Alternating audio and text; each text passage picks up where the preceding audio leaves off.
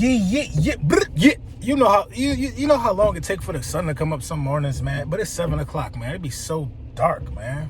So dark outside. But Lil Brunson back at you with the back at you, and I am the best reporting on the Eagles. I want to talk about this Amari Cooper situation. I really want to talk about it. I don't want us to be hoodwinked. I don't want the wool to be pulled over our eyes. I don't want Amari Cooper. I don't want him. And it's not because he's an ex-Dallas Cowboy. If he would be an ex-Dallas Cowboy if they don't get a deal done. But this is the facts of the matter, and this is the nature of the beast when you talk about Amari Cooper. They have to sign Amari Cooper. They got to sign Amari Cooper, or they would have egg on their face.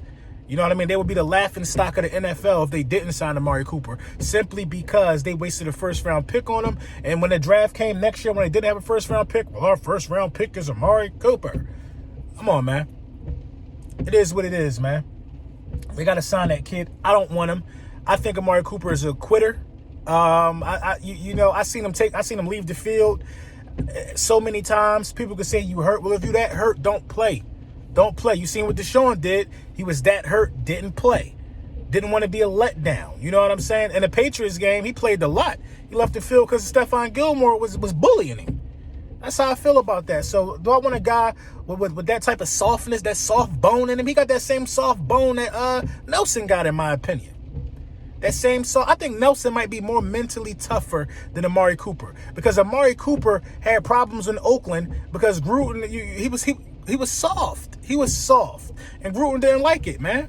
I think Amari Cooper's soft. I don't want him in no Eagles uniform. That's that.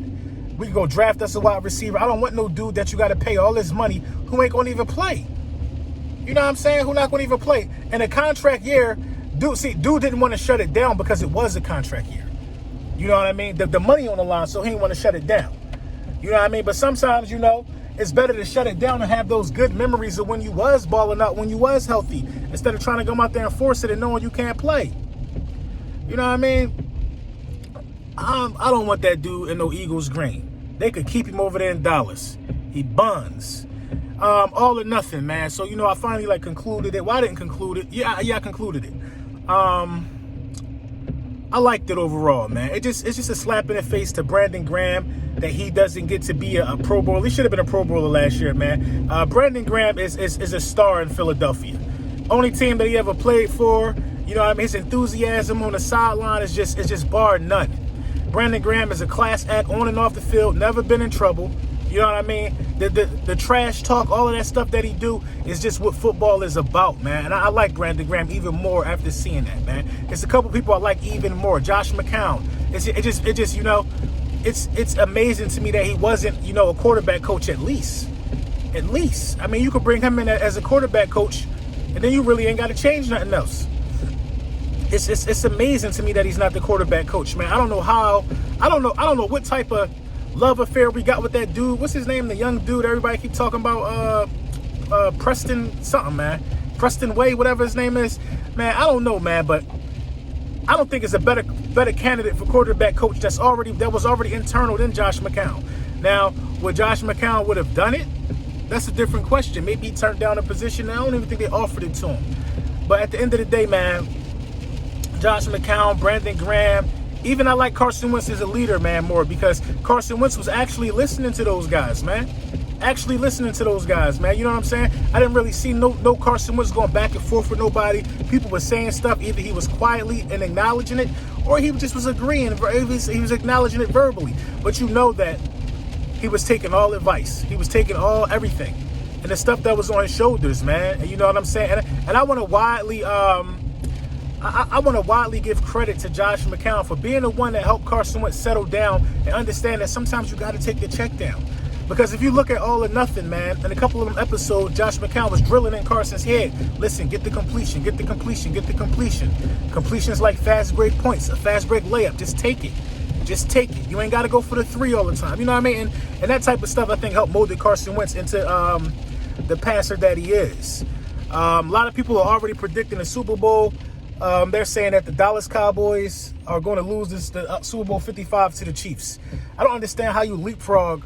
I just don't understand how you even get this. The Dallas Cowboys not even going to win a division next year, man. They're not going to win a division next year. If Carson Wentz could throw over 4,000 passing yards, be the first Eagle in history to throw over 4,000 passing yards without a 500-yard receiver. What y'all think will happen when we get Deshaun back? Alshon, healthy Ertz without the rib injury. What y'all think will happen when we get when Nelson's gone and we draft a nice young wide receiver?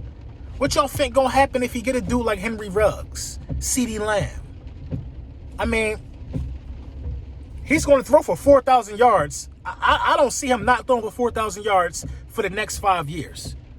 You know what I mean? Carson Wentz will have a 4,000 plus passing yard season for the next 5 years. Period. You know what I mean? He's about to hit a stretch. Now Carson Wentz now has officially entered his prime. He's officially knocking on the door of his prime. He didn't even scratch the surface, man. He didn't. So, you know what I mean? Like all the early predictions and stuff like that, man, I'm not really here for it. You know, they say this every year. It's sad. Every year they say this. These same dudes going to the Super Bowl. How they going to the Super Bowl? I don't understand. But at the end of the day, man, the Philadelphia Eagles got so many moves to make. All or Nothing, I feel like, was a success. You know, I would even watch it again when it talks about other teams, because it gives you know, if you only been following the Philadelphia Eagles based upon what the media has been saying, how the media been trying to drag us, and we went through our little rough patches, you only gonna get one side of the story, man. All or Nothing was a complete tale of the adversity that we overcame as a city and as a football team. So, you know, that's kudos to those guys for getting that done. You know, so me and Philly 500, we gonna have we're going to finish our draft board before the draft. He's been busy this weekend. I've been busy this weekend. But, you know, we ain't forget, man. We still on deck, man. Let me know what you think in the comments.